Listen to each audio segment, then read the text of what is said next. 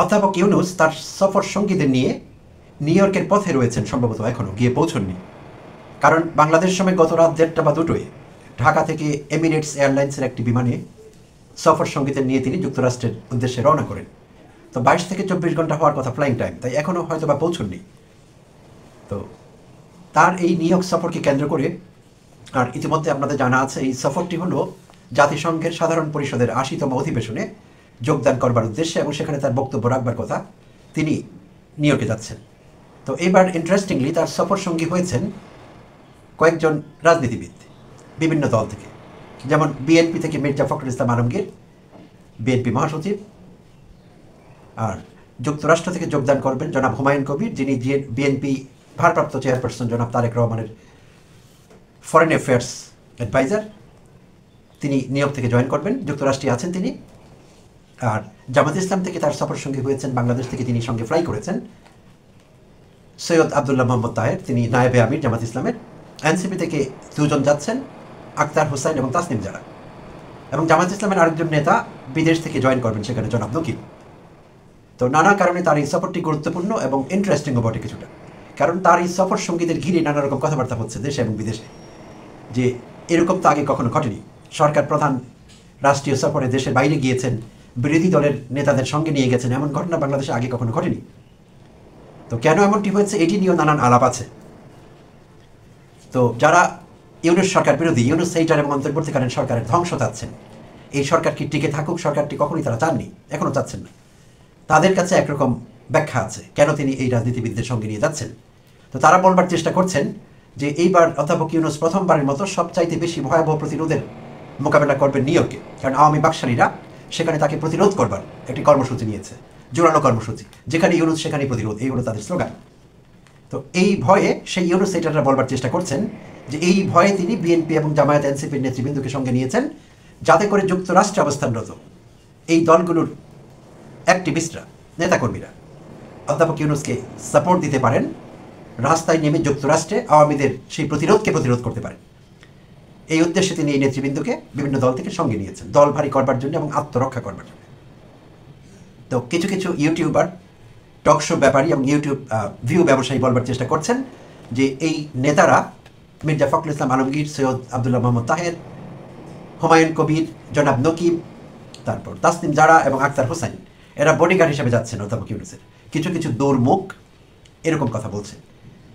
তো সেই বিষয়ে আলোচনা করার জন্য আমি এপিসোডটি আসলে করছি না, যে জন্য করছি, ইতিমধ্যে বিভিন্ন সংবাদপত্রে প্রকাশিত হয়েছে, অনেক ইউটিউবে ভিডিও চলে এসছে, আমরা দেখতে পাচ্ছি অধ্যাপক ইউনূস নিউ ইয়র্কে পৌঁছবার আগে থেকেই আওয়ামী বাকশালীরা সেখানে একত্রিত হবার চেষ্টা করছেন, একত্রিত হয়েছেন এবং মিছিল মিটিংয়ে সরগরম করে তুলেছেন বাঙালি অধ্যুষিত এলাকাগুলো নিউ ইয়র্কে, বিশেষভাবে জ্যাকসন হাইটস। জ্যাকসন হাইটস যুক্তরাষ্ট্রের নিউ ইয়র্কের কুইন্স এলাকার একটি বাঙালি অধ্যুষিত জায়গা এবং ব্যবসা কেন্দ্র। বেশিরভাগ বিজনেসগুলো ওখানে বাঙালিরা এখন ওন করেন, আগে ভারতীয়রা করতেন। তো সেখানে তারা অলরেডি মিছিল মিটিং শুরু করেছেন, প্রতিবাদ সমাবেশ চলছে, সেখান থেকে তারা নানা রকম স্লোগান দিচ্ছেন। তাদের এয়ারপোর্টেও একটি দলের থাকবার কথা, নানা রকম স্লোগান দেবেন, আপত্তিকর স্লোগান, শক্তি প্রদর্শন করবার চেষ্টা করবেন, মাসল পাওয়ার দেখাবেন এয়ারপোর্টে। এবং অধ্যাপক ইউনূস যে কদিন থাকবেন, যে হোটেলে তিনি থাকবেন, সেই হোটেলের বাইরে প্রতিদিনই তারা কালো পতাকা প্রদর্শন করবেন, জড়ো হবেন এবং তাকে প্রতিরোধ করবার চেষ্টা করবেন। এবং জাতিসংঘে তিনি সাধারণ পরিষদের অধিবেশনে সম্ভবত সর্বশেষ বক্তা হিসেবে যে ভাষণটি দেবেন 26 সেপ্টেম্বর, সেখানেও তারা অবস্থান করবেন আওয়ামী বাকশালীরা। তো ইতিমধ্যে আমরা যেটি দেখলাম, আমি বেশ কয়েকটি ভিডিও দেখলাম নিউ ইয়র্কের জ্যাকসন হাইটসে যেভাবে আওয়ামী বাকশালীরা তাকে প্রতিহত করবার চেষ্টা করছেন এবং যেভাবে নানা রকম স্লোগান দেবার চেষ্টা করছেন তারা। তো তাদের সেই স্লোগানের কিছু ভাষা আমি আপনাদের সঙ্গে শেয়ার করছি। তারা বলবার চেষ্টা করছেন, ইউনূসের চামড়া তুলে নেব আমরা। শুধু নিউ ইয়র্কের বাঙালিরা না, নিউ ইয়র্কের আওয়ামী বাকশালীরা না, তারা বিভিন্ন অঙ্গরাজ্য থেকে যুক্তরাষ্ট্রে, যেমন যেটি জানা গেছে Florida, Georgia, Connecticut, Pennsylvania, new jersey, Delaware, Maryland, Illinois, এরকম বিভিন্ন অঙ্গরাজ্য থেকে তারা মিশিগান একত্রিত হচ্ছেন, সেখানে হয়েছে। তো তারা তাদের সম্মিলিত এই গ্রুপটি সেখানে যেসব স্লোগান দিচ্ছেন, আপত্তিকর স্লোগান, সেগুলো একটু আপনাদের সঙ্গে আমি শেয়ার করছি। তারা বলবার চেষ্টা করছেন, ইউনূসের চামড়া তুলে নেব আমরা। আচ্ছা, জুতা মারো তালে তালে ইউনূসের 2 গালে। আচ্ছা, তারা আরো বলবার চেষ্টা করছেন, killer Yunus step down, fascist Yunus step down, terrorist Yunus step down. এই ভাষায় তারা প্রতিবাদ করবার চেষ্টা করছে। তো তাদের এই স্লোগানের ভাষা আমাকে কিছু বছর পেছনে ফিরিয়ে নিল, আমার গ্রামের বাড়িতে, আমার শিশুকাল কৈশোর যেখানে কেটেছে সেখানে ফিরে গেলাম। গ্রামে আমি লক্ষ্য করেছি ভাদ্র মাসে গ্রামের মানুষ তাদের যার যত বাক্স পেটরা আছে, ল্যাপ তোষক, পুরোনো কাগজ, দলিলপত্র সব কিছু তারা রোদে শুকান পোকামাকড়ের আক্রমণ থেকে বাঁচাবার জন্য। তো সেরকম একটি পরিবারে, গ্রামের কোনো বাড়িতে গৃহস্থের উঠানে এরকম একটি পরিবারের সব কিছু রোদে শুকানো হচ্ছিল।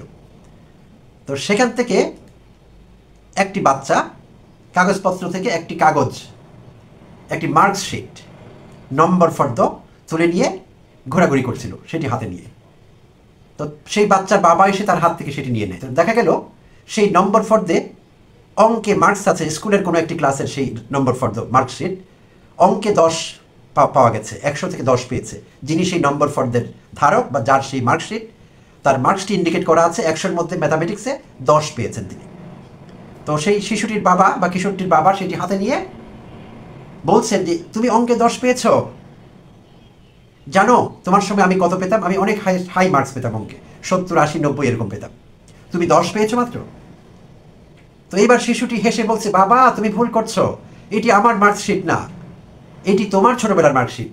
মা যে পুরনো কাগজপত্র রোদে শুকোতে দিয়েছে আমি সেখানে পেয়েছি, এই তো তোমার নাম লেখা আছে, ছোটবেলায় এই ক্লাসে তুমি অঙ্কে 100 থেকে 10 পেয়েছিলে। তো প্রিয় দর্শক, এই গল্পটি আমি কেন শেয়ার করলাম আপনাদের সঙ্গে, সেটি হলো আওয়ামী বাকশালীরা, হাসিনা লেসপেন্সাররা বলবার চেষ্টা করছে কিলার ইউনুস, ফ্যাসিস্ট ইউনুস, টেরোরিস্ট ইউনুস। তো আসলে এই সব কয়টি অভিধা, এই সব কয়টি বিশেষণ তাদের গুরুমা, তাদের আফা শেখ হাসিনার ক্ষেত্রে প্রযোজ্য, তাই নয় কি? একটি অভিধা অধ্যাপক ইউনুসের ক্ষেত্রে প্রযোজ্য নয়। তিনি কাউকে খুন করেননি, সো তিনি কিলার হতে পারেন না। তিনি কোনো ফ্যাসিজম প্র্যাকটিস করেননি, তাই তিনি ফ্যাসিস্ট হতে পারেন না। তিনি টেরোরিস্ট হতে পারেন না, কারণ টেরোরিজম চর্চা করেছে শেখ হাসিনা, তাদের আফা, তাদের গুরুমা। তো সেই একই কথা তারা সেই গ্রামের গল্পের মতো ভুল করে তাদের মুখ দিয়ে এই বেফাস কথাগুলো বেরিয়ে পড়েছে। আর যেই যতগুলো অভিধা তারা ব্যাখ্যা বর্ণনা করেছে, ব্যবহার করেছে, ততবার শেখ হাসিনাকে আমরা দেখতে পেয়েছি সেখানে। শেখ হাসিনার চেহারা আমাদের সামনে ভেসে উঠেছে। যখনই কেউ কিলার বলে আমাদের চোখের সামনে ভেসে উঠে শেখ হাসিনার সেই বিধ্বংসী চেহারা, কিলারের চেহারা, খুনি হাসিনার চেহারা। যতবার তারা ফ্যাসিস্ট বলে ফ্যাসিজমের মূর্ত প্রতীক হয়ে ওঠেন শেখ হাসিনা আমাদের সামনে। যতবার তারা টেরোরিস্ট বলে আমরা শেখ হাসিনাকেই দেখতে। আচ্ছা, তারা বলছেন ইউনুসের চামড়া তুলে নেবো আমরা। এটি তো এখন বাংলাদেশের সব লোকের মিছিল। হাসিনার চামড়া আমরা তুলে নিতে চাই যদি হাসিনাকে আমরা কাছে পাই। নেপালে যেভাবে রাজনীতিবিদদের, মন্ত্রীদের, প্রধানমন্ত্রীদের চামড়া জনতা তুলে নেবার চেষ্টা করেছিল, বাংলাদেশের মানুষও শেখ হাসিনার চামড়া তুলে নেবার চেষ্টা করতো কিংবা করবে। যেই ভয়ে হাসিনা পালিয়ে গেলেন, তাদের হাসিনা কখনো পালায় না, বাট পালিয়ে গেছেন। এবং যেই শহরে আজকে তারা উন্মাদনার সৃষ্টি করেছে, সেই শহরে তারা সেই কথাগুলো বলছেন হাসিনার পক্ষে, যদিও যাচ্ছে হাসিনার বিপক্ষে সব কয়টি কথা। চুপ থাকলে তারা ভালো করতেন। আমি বলছি না তাদের অধ্যাপক ইউনুসকে প্রতিরোধ করবার, তার বিরুদ্ধে কিছু বলবার অধিকার নিয়ে আছে, এটি গণতান্ত্রিক অধিকার। তারা ব্যানার নিয়ে দাঁড়িয়ে থাকতে পারতেন, প্লাকার্ড নিয়ে দাঁড়িয়ে থাকতে পারতেন। এটি না করে তারা যেসব স্লোগান দিচ্ছেন এবং যেসব গুণাবলী, যেসব অ্যাডজেক্টিভ, যেসব বিশেষণ ব্যবহার করছেন, সবগুলো তাদের আফার ক্ষেত্রে প্রযোজ্য, একটি অধ্যাপক ইউনুসের ক্ষেত্রে প্রযোজ্য না। তাই আমরা এইসব স্লোগানে হাসতে পারছি। তারা আমাদের হাসির খোরাক জুগিয়েছেন, তাদেরকে ধন্যবাদ না দিয়ে পারি না। তো এখন কথা হলো, সেখানে নানা শ্রেণী পেশার লোক দেখা গেল আওয়ামী বাকশালীদের মধ্যে। তারা কি জানেন তারা কার সম্পর্কে কথা বলছেন? তার আগে আমি একটু বলে নেই, আমার চ্যানেল থেকে প্রতিনিয়ত আমি অধ্যাপক ইউনুসের দোষ ত্রুটি ইন্ডিকেট করবার চেষ্টা করছি, তার সরকারের ব্যর্থতাগুলো তুলে ধরবার চেষ্টা করছি, প্রতিনিয়ত করছি। প্রশংসা করে অনেক ভিডিও ইতিমধ্যে আমি আমার চ্যানেলে দিয়েছি। তো যখন প্রশংসার কাজ করেছেন সেগুলো নিয়ে প্রশংসা করেছি। এখন তার সরকার ভালো চলছে না, তিনি সফলভাবে সরকার পরিচালনা করতে পারছেন না অনেক প্যারামিটারে, কিছু সফলতা থাকা সত্ত্বেও সেগুলো সমালোচনা করছি, ভুল ত্রুটিগুলো ইন্ডিকেট করছি। এবং যারা এই সরকারের সফলতা চাই, যারা এই সরকারকে টিকিয়ে রাখতে চাই আমাদের স্বার্থে, দেশের স্বার্থে, তারা সবাই তার সমালোচনা করছি, গঠনমূলক সমালোচনা। এবং এটি করতেই হবে। সব নেতার ক্ষেত্রে, সব রাষ্ট্রপতি, সব প্রধানমন্ত্রী, সব সরকার প্রধান, সব রাষ্ট্রপ্রধানের ক্ষেত্রে সমালোচনার প্রয়োজন আছে। সরকারকে লাইনে রাখতে হলে, জনগণের পক্ষে রাখতে হলে সমালোচনা করতে হবে, তাই আমরাও করছি। কিন্তু এই কেমন সমালোচনা, ভয়ঙ্কর। তো নিউ ইয়র্কে থাকা সব লোককে আমি অসচেতন, অশিক্ষিত বলতে পারছি না। তাদের অনেকেই আছেন লেখাপড়া জানা, সেখানে ভালো জব করছেন, ভালো অবস্থানে আছেন, কেউ ব্যবসা করছেন, কেউ অড জব করছেন, করতেই পারেন, অড জব জব, সেটি দোষের কিছু। তবে সেখানে যারা উপস্থিত হয়েছেন বেশিরভাগই খেটে খাওয়া মানুষ। আমি একসময় যুক্তরাষ্ট্রে ছিলাম, নিউ ইয়র্কেও ছিলাম বেশ কয়েক বছর। সো আমার ধারণা আছে তাদের বেশিরভাগই খেটে খাওয়া মানুষ। তারা রেস্টুরেন্টে কাজ করেন, তারা ক্যাম্প চালান, তারা উবার চালান, তারা দোকানে কাজ করেন, সেলসম্যানের কাজ করেন, সব রকমের কাজ তারা করেন। শারীরিক পরিশ্রম করেন, কঠোর পরিশ্রম করেন, অর্থ উপার্জন করেন, দেশে পাঠান, দেশের উন্নতি হয়, তাদেরও উন্নতি হয়।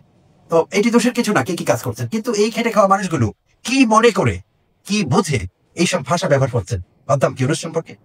তাদেরকে শুধু সামান্য বিষয় আমি মনে করিয়ে দিতে চাই, যে নিউ ইয়র্কে দাঁড়িয়ে তার সম্পর্কে তারা এইসব ব্যাপার কথাবার্তা বলছেন, এই মানুষটি সম্পর্কে, যেই মানুষটিকে সারা দুনিয়া মাথায় করে রাখে, যে মানুষটিকে সারা দুনিয়া সম্মান করে। পৃথিবীতে এমন কোনো দেশ নেই যেই দেশে অধ্যাপক ইউনূস সম্পর্কে আলোচনা হয় না। অধ্যাপক ইউনূস সম্পর্কে শিক্ষার্থীদের, শিক্ষকরা শেখান না, এমন কোনো দেশ নেই।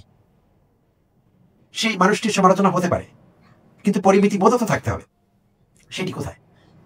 এই গমাঙ্কেলদের, এই অসুরদের, এই অর্বাচীনদের, এই মূর্খদের আমি স্মরণ করিয়ে দিতে চাই, এই নিউ ইয়র্কে 2018 সালে প্রতিষ্ঠিত হয়েছিল গ্রামীণ আমেরিকা, অলাভজনক প্রতিষ্ঠান। সেই গ্রামীণ আমেরিকা নিউ ইয়র্কের এটি সদর দপ্তর। 15টি অঙ্গরাজ্যে গ্রামীণ ব্যাংকের মডেল ফলো করে ক্ষুদ্র ঋণ দিচ্ছে বিশেষভাবে দরিদ্র মহিলাদের, সোশ্যাল বিজনেস দাঁড় করাতে সাহায্য করছে।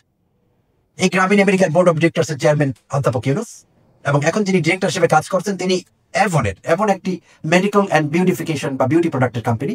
বাংলাদেশও অ্যাভন প্রোডাক্ট অনেকে ব্যবহার করেন, ভদ্র মহিলারা ভালো করেই জানেন অ্যাভন কি। অ্যাভনের মেকআপ বা বিউটি প্রোডাক্ট আপনারা ব্যবহার করেন।